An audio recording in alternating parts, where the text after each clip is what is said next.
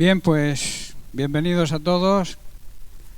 Un abrazo en el amor del Señor para todos y para también aquellos que nos siguen a través de las redes sociales. Es un privilegio estar de nuevo aquí, ¿verdad? En la presencia del Señor. Hemos estado ministrándole a través de la alabanza. Dios está contento. La alabanza ha fluido, yo pienso que con excelencia hoy, y el Señor está contento por eso. Ahora Él nos va a premiar con su palabra, nos va a bendecir, nos va a ministrar a través de su palabra, porque uno de los propósitos que el Señor tiene es que conozcamos cada día más su palabra, porque es una necesidad como creyentes conocer las verdades del Evangelio. En la escuela bíblica estamos tratando últimamente sobre la necesidad de ser llenos del Espíritu Santo para conocer las verdades que hay en la palabra de Dios. Y decíamos que muchos no tienen, se ponen a leer la Biblia y no la entienden, y el motivo es que tienen poca relación con Dios, poca relación con el Espíritu Santo. De ahí la necesidad de estar abiertos a la manifestación del Espíritu Santo. El Espíritu Santo es Dios. Se predica mucho de Cristo, se predica mucho del Padre, pero el Espíritu Santo también es Dios. Y estamos en la dispensación del Espíritu Santo. O sea, estamos en el tiempo en que el Espíritu Santo mora dentro de cada uno de nosotros. Somos su templo, su santuario. Y también como iglesia, también somos el templo y el santuario de Dios, el Espíritu Santo. Por eso tenemos que estar atentos a lo que Él nos guíe, a lo que Él nos muestre, para poder conducirnos por la vida de forma satisfactoria, de forma que las cosas nos vayan bien, que prosperemos, que prosperar significa que las cosas nos vayan bien. Muchos tienen un concepto equivocado de la prosperidad. Se creen que la prosperidad es tener bienes materiales. La prosperidad es crecer en el conocimiento de Dios cada día. La prosperidad, la bendición, digamos, material es consecuencia de la prioridad que nosotros le demos a lo espiritual.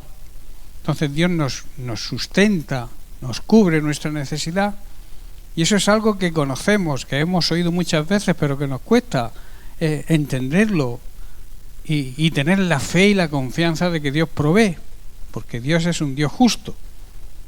Y como ha dicho, no sé quién lo ha dicho, David o Diego, que no hay ningún justo, ha sido Mario, ningún justo que mendigue pan, ninguno que haya sido justificado por la sangre de Cristo, que viva una vida justa, honrada y en santidad. Ni ellos ni sus hijos pasarán hambre, pasarán ningún tipo de necesidad. Son promesas de Dios, y yo creo en las promesas de Dios.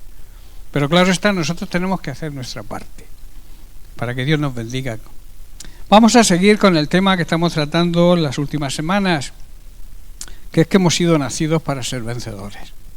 Los cristianos no somos personas derrotadas, somos personas que andamos y que vivimos en victoria.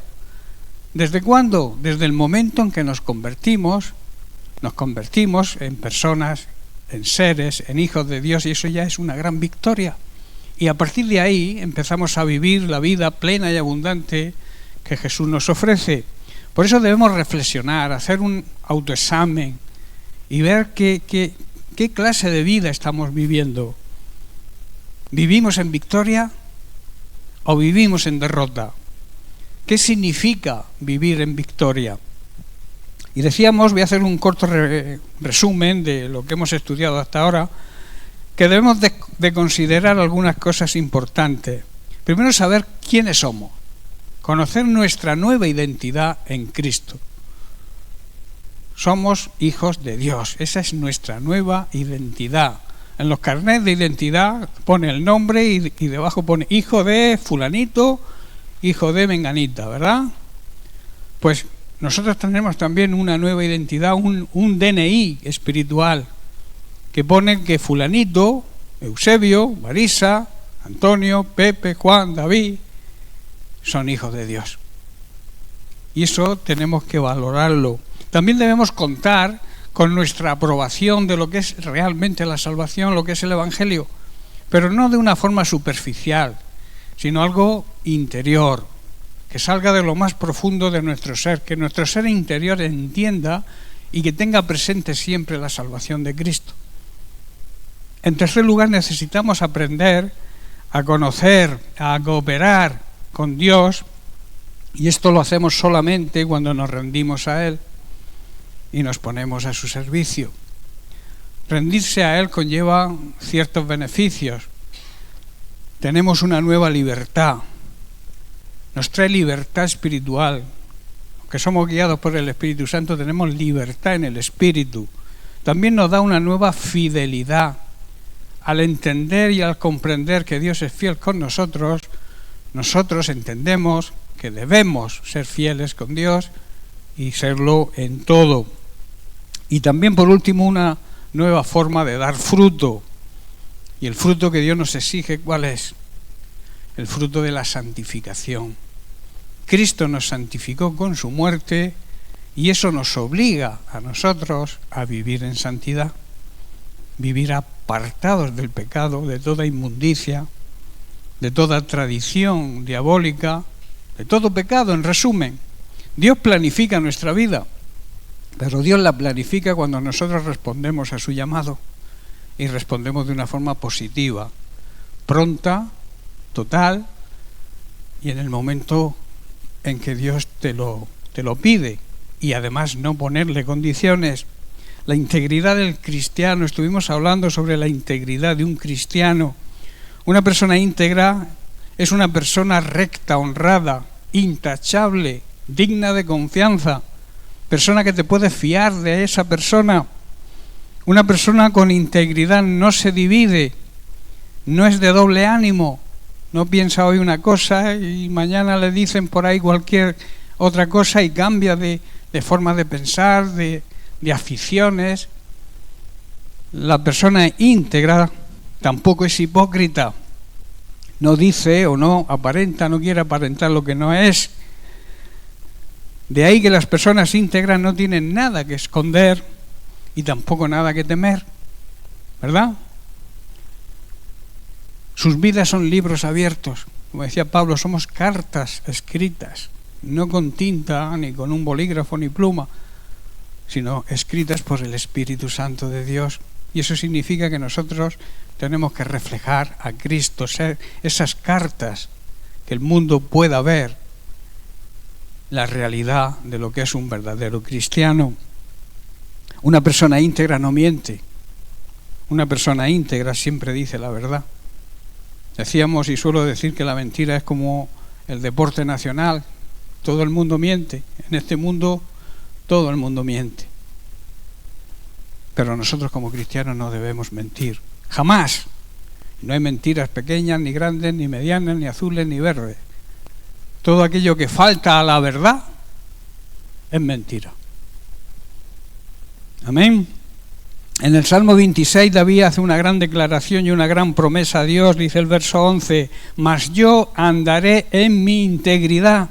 O sea, le está diciendo a Dios en su oración que llevará una vida recta, honrada e intachable. Y luego añade: redímeme, rescátame y ten misericordia de mí. Mi pie ha estado en rectitud y en la congregación bendeciré al Señor. David está declarando y prometiendo que andará en integridad y en rectitud y que le bendecirá en la congregación de los santos, o sea, en la iglesia, así como también clama a Dios por misericordia. Hemos hablado de integridad, ahora quiero hablar de rectitud.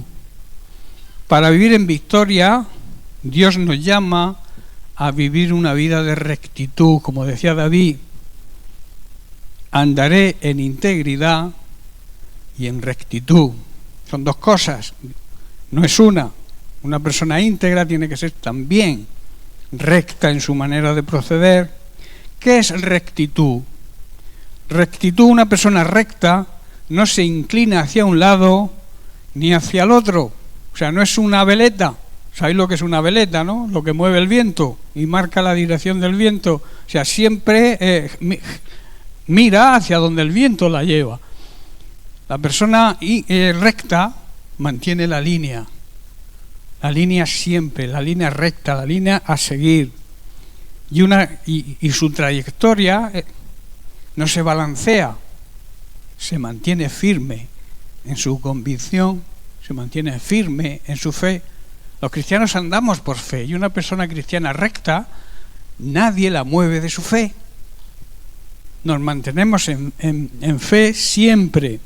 En el libro de Deuteronomio capítulo 32, verso 4, Moisés en uno de sus cánticos habla de Dios, pero también habla proféticamente de Cristo.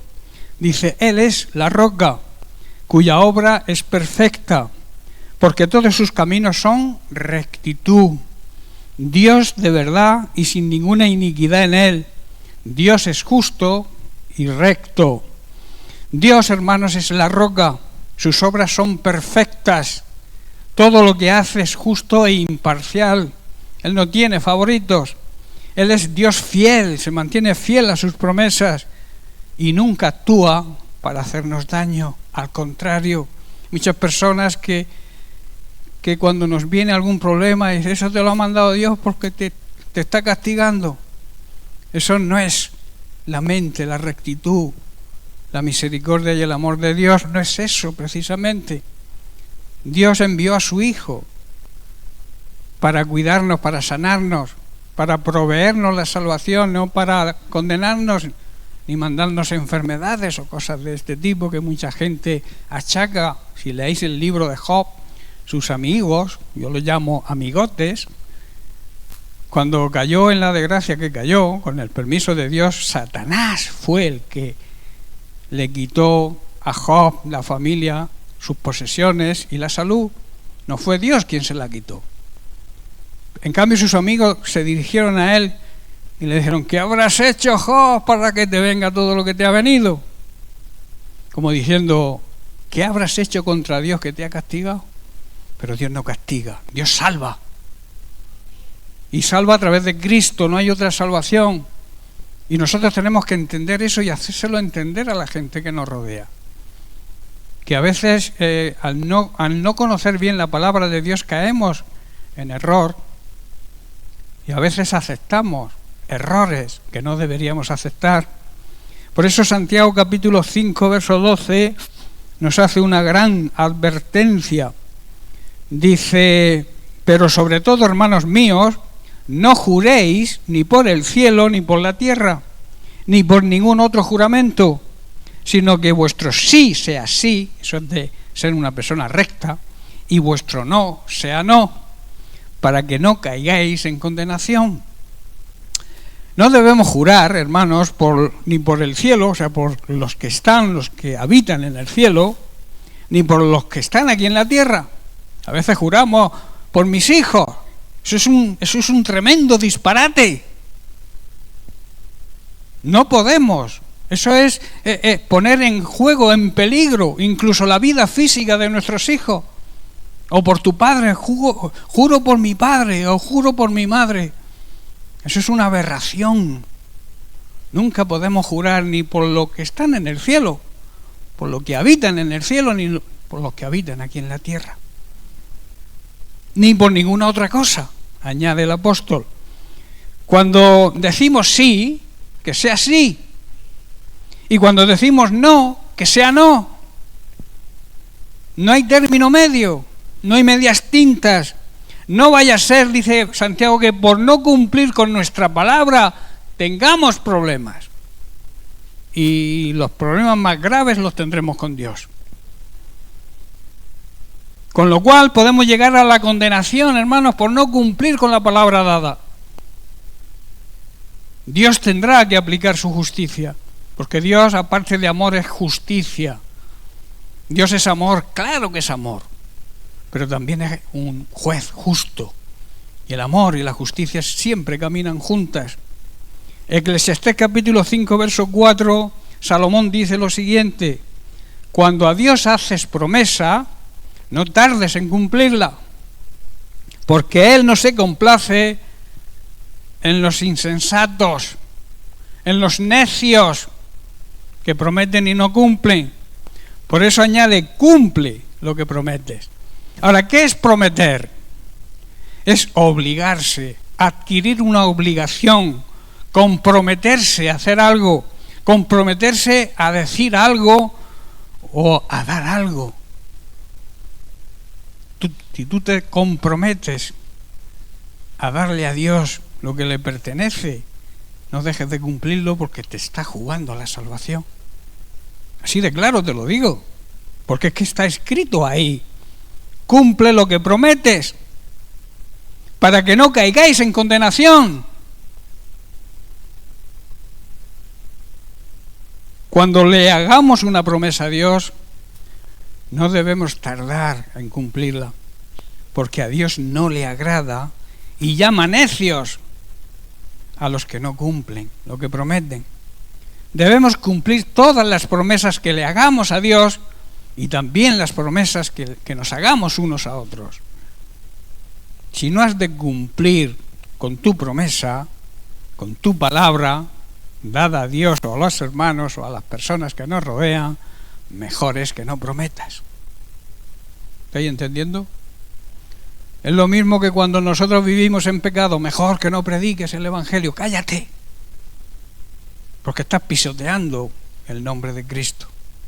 Si tú estás viviendo en adulterio, en fornicación, y te atreves, osas predicar el Evangelio, estás pisoteando el nombre de Cristo y estás trayendo maldición a la iglesia, porque la iglesia siempre va a ser criticada. Dirán, tú que vas a esa iglesia, haces esto, ¿qué os enseñarán ahí? Sois todos iguales, ¿verdad? Por eso digo que si no vives en la santidad que requiere el gran mandato, el mandato del cielo de la gran comisión de predicar el Evangelio, si no vives en santidad, si no vives apartado o apartada del pecado, mejor que calles tu boquita, que no te conozcan, no digas que eres cristiano hasta que seas un cristiano de verdad, cumpliendo la palabra de Dios y alejándote del pecado. Una persona recta es severa y exigente hasta consigo misma y también con los demás en el cumplimiento de normas morales y de conducta. Es exacta y rígida en la observancia de la ley o un precepto o una regla. En el segundo libro de Reyes, capítulo 22, verso 1 y 2 hablamos de un rey que fue rey a los 8 años. Imaginaos, dice así, cuando Josías comenzó a reinar tenía 8 años y reinó en Jerusalén 31 años. El nombre de su madre fue Jedida, hija de Adaya y de Boscat. E hizo, escuchad bien, lo recto ante los ojos del Señor y anduvo en todo el camino de David su padre. Su padre aquí se refiere a su antepasado, sin apartarse a derecha ni a izquierda. Josías hizo lo que era recto y lo que le agradaba a los ojos de Dios y siguió, como hemos leído, el ejemplo de su antepasado David y no se apartó nunca de lo correcto. Josías, que en hebreo significa Dios me apoya o Dios me ha sanado, fue rey de Judá entre el 639 y el 608 a.C. e instituyó reformas importantes. En su reinado se inició, entre otras cosas, la recopilación y la edición del Deuteronomio bajo el liderazgo religioso del profeta Jeremías. O sea que se dejó aconsejar por personas y siervos de Dios. De este rey lo que resalta las Sagradas Escrituras en su reinado es que era un rey recto. Hay muchas cosas que nos pueden apartar de la voluntad de Dios y no hacer lo correcto y no andar en rectitud. Los creyentes que realmente están creciendo en su fe y llegan a la madurez espiritual podrán identificar con la ayuda del Espíritu Santo todas esas cosas que nos desvían de la voluntad y el propósito de Dios y se alejarán de ellas. Si tú no sabes qué cosas son porque cada uno tiene sus propias cosas que le apartan de la voluntad de Dios.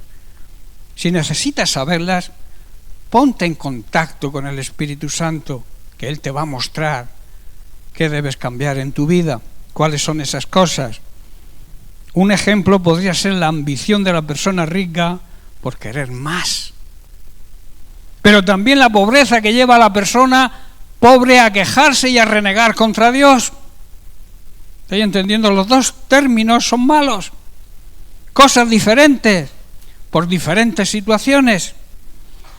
Salomón en Proverbios capítulo 30, versículos 8 y 9, vemos cómo expresa esto Salomón. Dice, vanidad y palabra mentirosa aparta de mí. O sea, hazme una persona veraz, que yo nunca mienta, le está pidiendo a Dios. Y luego añade, no me des pobreza, ni tampoco riqueza.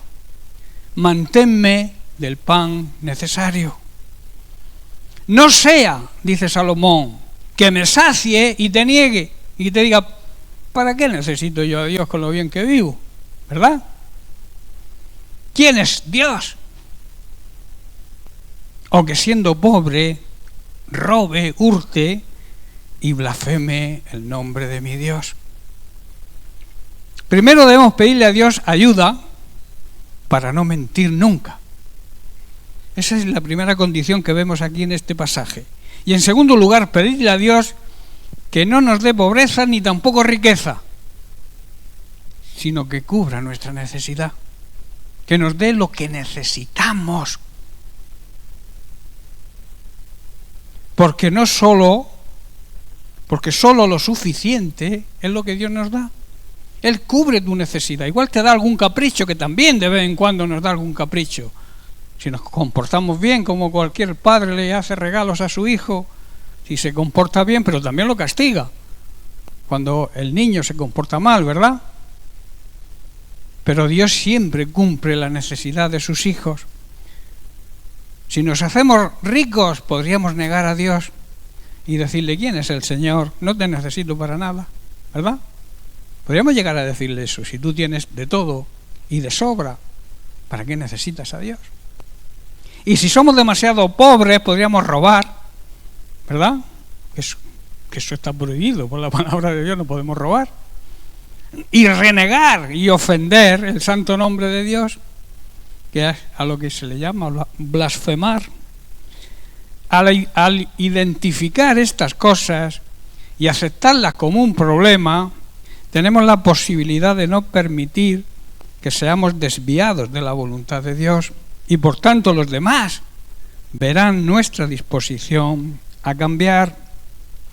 En 1 Corintios capítulo 6, verso 12, Pablo dice lo siguiente: todas las cosas me son lícitas, mas no todas convienen.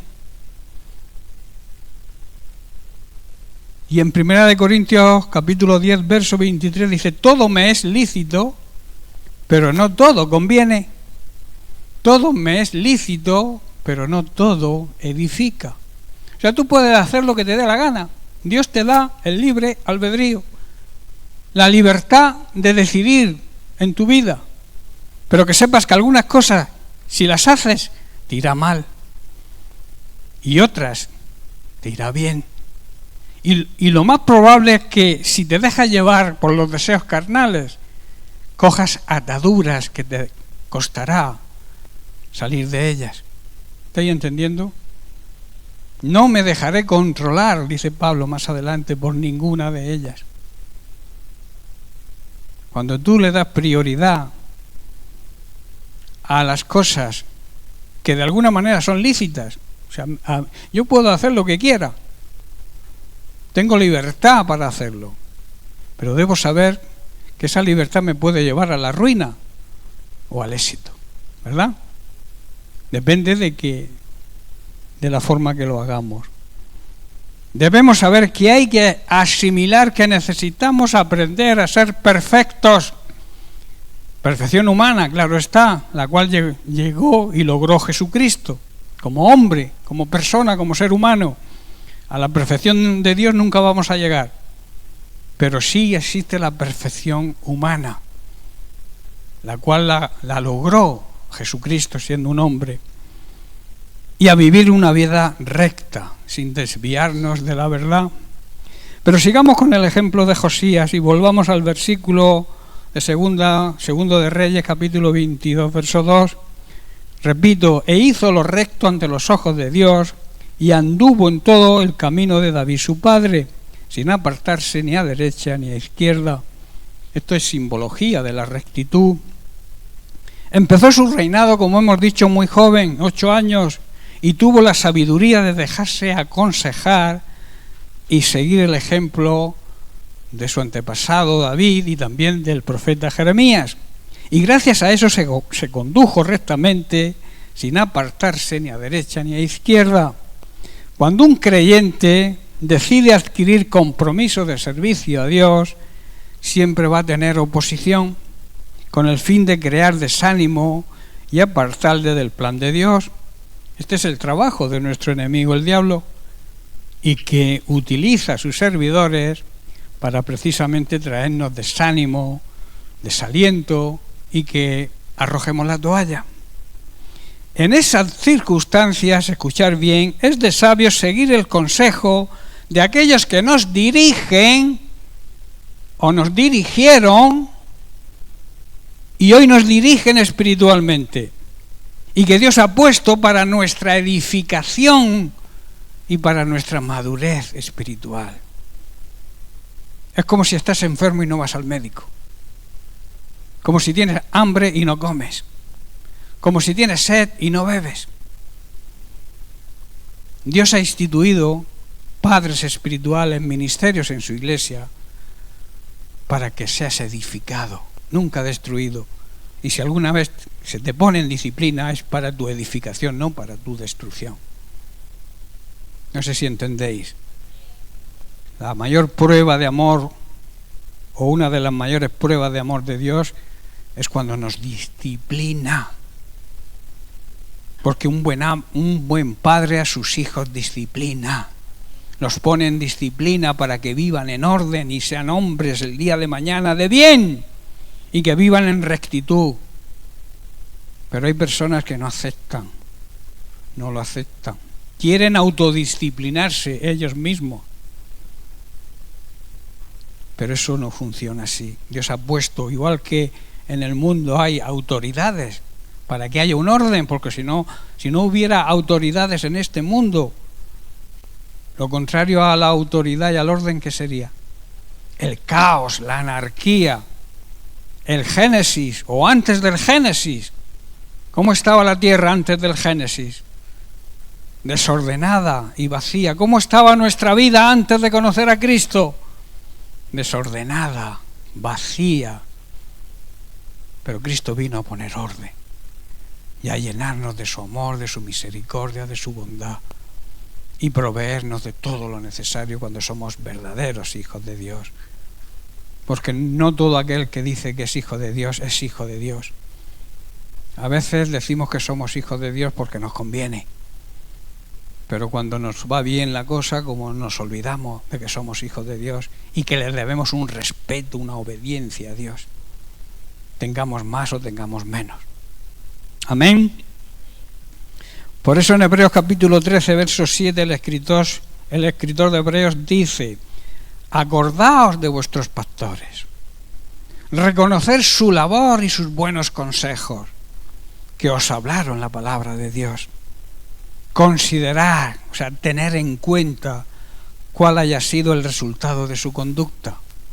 Mirad cómo se comportaron vuestros pastores o cómo se comportan en la actualidad vuestros pastores, e imitad su fe. Amén. 4, amén. Bueno, algo es algo. Hermanos, de esta manera actuaremos como verdaderos hijos de Dios, actuaremos como verdaderos servidores y comprometidos con su obra. Muchas veces somos como niños, inmaduros, y necesitamos aprender de los ministerios que Jesús mismo constituyó. El mismo Jesús fue quien constituyó los 5 ministerios para nuestra madurez y edificación. En Efesios 4, versículos 11 al 15, Pablo dice, en Él, en Jesucristo, o sea, Él, Jesucristo, Él mismo constituyó a unos apóstoles, a otros profetas, a otros evangelistas, a otros pastores y maestros. Estos son como digamos las carreras, los oficios que tiene la Iglesia. Las personas que Dios ha elegido y los ha capacitado, primero para crear iglesias, los apóstoles, los profetas, para que nos guíen y Dios nos pueda hablar a través de ellos, evangelistas, para que se nos predique el evangelio de salvación, para que se nos predique a Cristo, los pastores para que nos pastoreen y nos lleven siempre a buenos pastos, y los maestros para que nos enseñen la palabra de Dios, para que nadie nos pueda engañar. Dios ha instituido esos 5 ministerios dentro de la Iglesia, esas 5 carreras universitarias, bíblicamente hablando, para que la Iglesia crezca, madure y no sea engañada por tanta y tanta mentira, corrupción, podredumbre, sectas que hoy existen en la actualidad. Personas que tienen el nombre de Dios en su boca, pero su corazón está muy lejos de Dios. Utilizan a Dios para su propio beneficio. Son asalariados, lo llama la Biblia. Personas que viven del Evangelio, que el Evangelio para ellos es su negocio. El Evangelio hay que predicarlo por amor a Dios. Y Dios te recompensa porque la palabra de Dios dice, como hemos leído antes, que ningún justo mendiga pan y que el obrero es digno de su salario. Dios provee a esos ministerios y nos provee, lo mismo que nos provee a nosotros como ovejas. Los 5 ministerios tienen una responsabilidad más grande y a veces no valoramos eso. Pensamos que los pastores estamos hechos de otra casta, somos como Superman o Spiderman, ¿verdad? Podemos volar, podemos, yo qué sé, hacer cosas que vosotros no podéis hacer, y nosotros somos de carne y hueso como vosotros, pero con mayor responsabilidad, porque yo tengo que dar cuenta de toda la Iglesia que Dios ha puesto a mi cargo, y eso no te creas que es fácil. Los pastores tenemos una misión. Por otro lado, es un gran privilegio servir a Dios, pero es una gran responsabilidad también. Por eso luego dice Pablo que constituyó los 5 ministerios, Jesucristo mismo, versículo 12, a fin de perfeccionar a los santos. ¿Quién son los santos? Los que viven en santidad. A esos Dios los perfecciona. Los que viven el pecado, para que Dios los perfeccione, tienen que dejar de pecar. Porque Él, ¿a quién perfecciona? A los santos. Y los santos son aquellos que viven en santidad.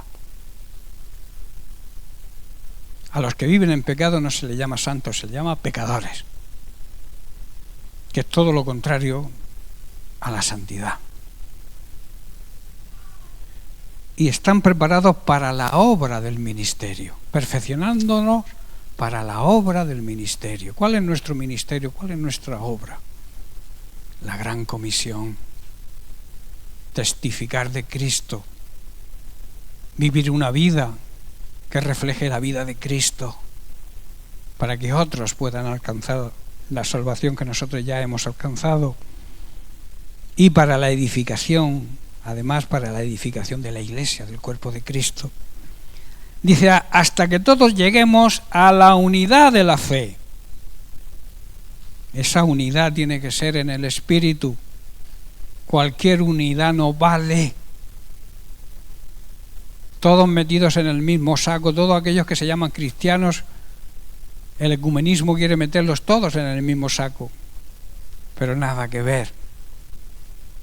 Tenemos que estar unidos en el Espíritu. El mismo pensar, la misma meta, la misma dirección, lo que Dios piensa.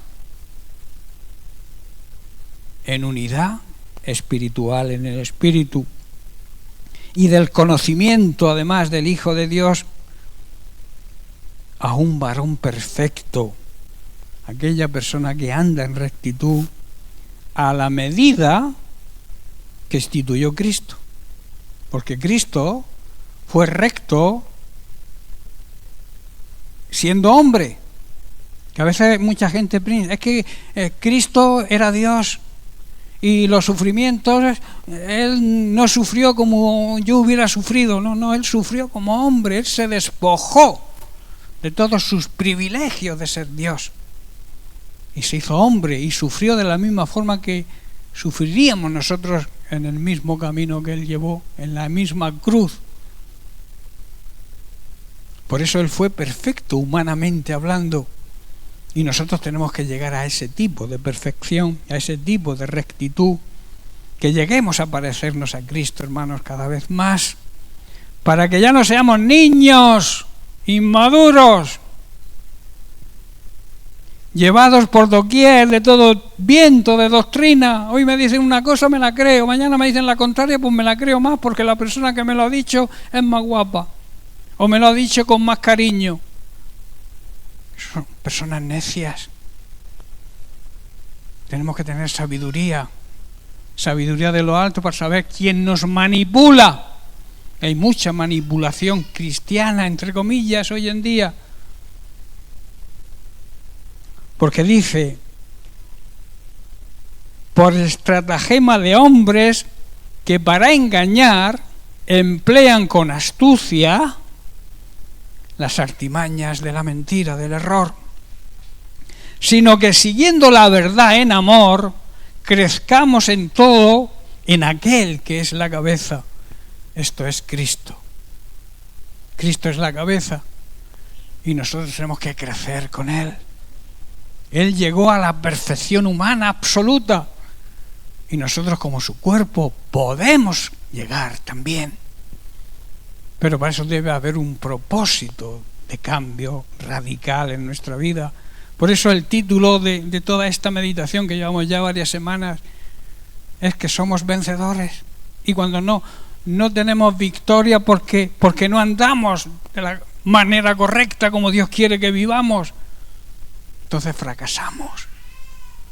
Y a mí me gustaría que cuando acabáramos con esta sesión de somos personas vencedoras, que somos invencibles, dice la Biblia. Más que vencedores, invencibles. Nadie podrá con nosotros, pero si estamos en Cristo. Si servimos, seguimos y amamos a Cristo como tenemos que hacerlo. Cristo instituyó los 5 ministerios y los entregó a la Iglesia. Los pastores, los profetas, los evangelistas, los pastores, los apóstoles, profetas, evangelistas, pastores y los maestros. Ellos tienen la responsabilidad de preparar al pueblo de Dios para que lleve a cabo la obra de Dios y para que edifique a la Iglesia, el cuerpo de Cristo. Esa es nuestra obligación. Y la de las ovejas es seguir los buenos consejos de los ministerios que Dios ha puesto para edificación. En este proceso, y además es un proceso que va a continuar, estos ministerios, los 5, continuarán hasta que todos alcancemos tal unidad en nuestra fe y conocimiento del Hijo de Dios que seamos maduros en el Señor. ¿Y por qué digo que han de mantenerse hasta el final, hasta que el Señor venga? Porque habrá siempre en la Iglesia gente inmadura.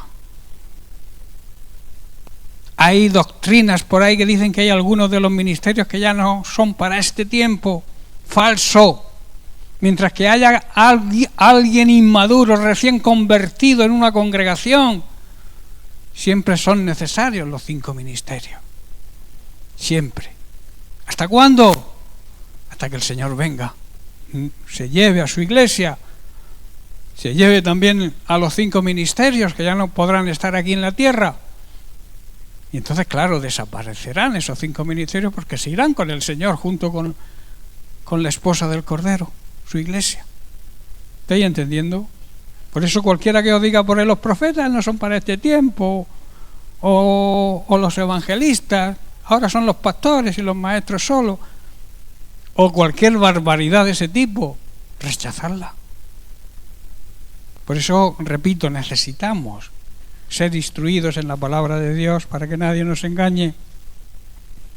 Como siempre habrá gente inmadura, repito, este proceso y estos ministerios perdurarán hasta que Jesucristo regrese a por su iglesia, hasta que dejemos de ser inmaduros como niños y no seamos arrastrados de un lado a otro, ni manipulados, ni empujados por cualquier falsa enseñanza o falsa doctrina. No nos dejaremos llevar por personas que intentan engañarnos con mentiras tan hábiles que parecen verdad. Hay que llevar mucho cuidado. Para eso necesitamos, como empecé al principio hablando del Espíritu Santo, tenemos que ser llenos del Espíritu Santo. Porque uno de los dones del Espíritu Santo es el don de discernir, distinguir lo bueno de lo que parece bueno. Porque a veces hay cosas que parecen buenas y como nos falta esa comunión con el Espíritu Santo, ese dejarse aconsejar para no equivocarnos, pues entonces nos equivocamos y fallamos y nos engañan. Hay mucho engaño, repito. En cambio, hablaremos la verdad de Jesucristo con amor, si así lo hacemos, y creceremos en todo sentido hasta parecernos cada vez más y más a Cristo, y que cualquiera no nos va a poder confundir por mucha labia que tenga o por muchas palabras bonitas que nos digan. Si confrontamos estas circunstancias que abundan hoy en día para que permanezcamos en ignorancia, que es lo que esta gente quiere, y así cualquiera nos puede engañar, nuestros enemigos, hermanos, serán al final avergonzados, porque verán que nos mantenemos firmes. Primera de Pedro capítulo 3, versículos 14 al 17. Dice: mas también, si alguna cosa padecéis por causa de la justicia, por causa de ser personas honradas y justas, sois felices, bienaventurados, dichosos, bendecidos. Por tanto, no os amedrentéis por temor de ellos, de esas personas, ni os conturbéis. Hermanos, si sufrimos por hacer lo correcto, Dios nos va a recompensar. Así que no debemos preocuparnos ni tener ningún tipo de miedo a ninguna de las amenazas que nos hagan. A veces nos echan la maldición, ¿verdad?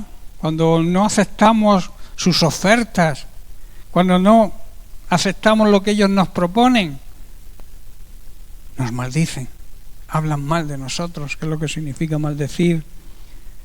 Versículo 15: sino santificad a Dios el Señor en vuestros corazones, que quiere decir que debemos adorar al Señor de verdad y estar siempre preparados para presentar defensa con mansedumbre y reverencia ante todo el que os demande razón de la esperanza que hay en vosotros. O sea, debemos estar preparados para dar una buena explicación de nuestra fe a todo el mundo.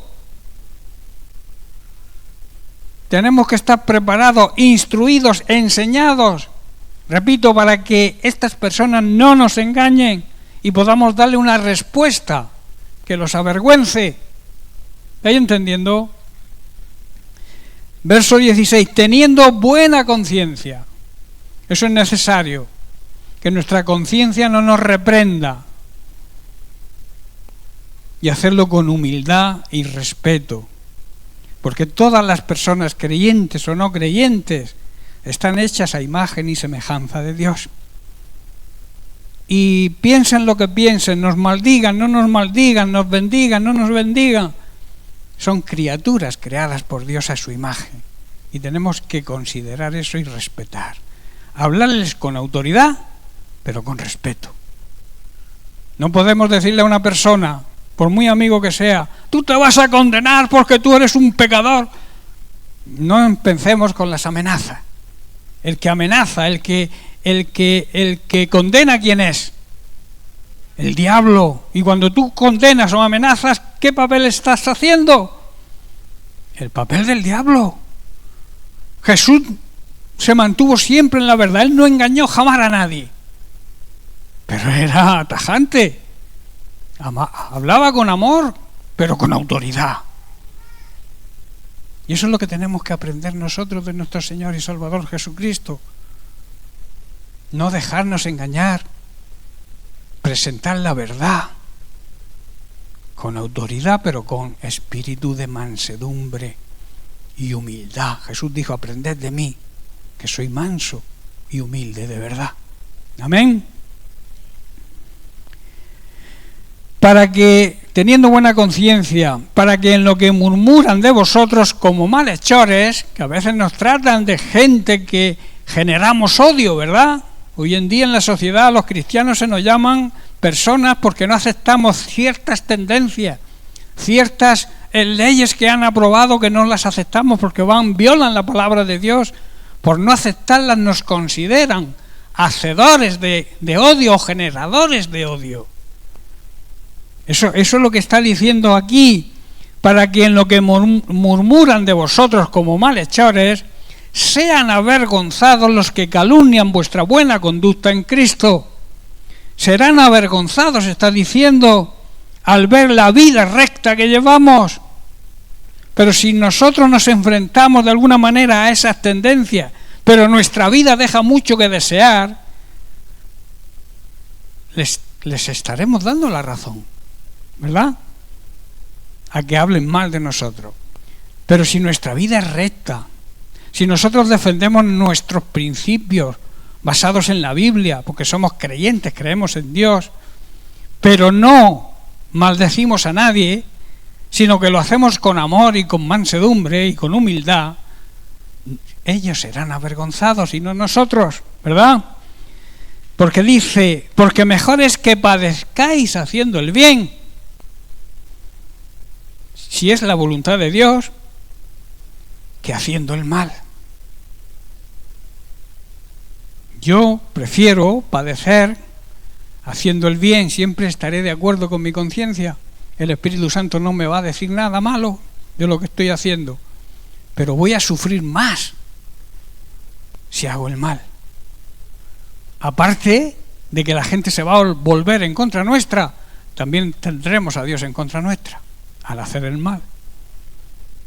Doble, digamos, premio o castigo, ¿verdad? Pedro está diciendo que es mejor sufrir por hacer el bien que sufrir por hacer el mal. Así de claro y de sencillo. Debemos permanecer, hermanos, fieles a nuestro Señor y no permitir que ninguna cosa ni ninguna persona pueda impedir que dejemos de servir a nuestro Dios.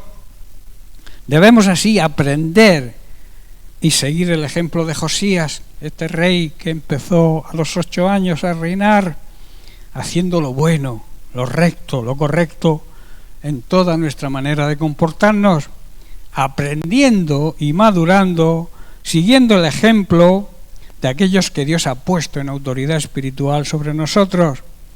La integridad y la rectitud hará que andemos, hará que vivamos en victoria, que seamos vencedores.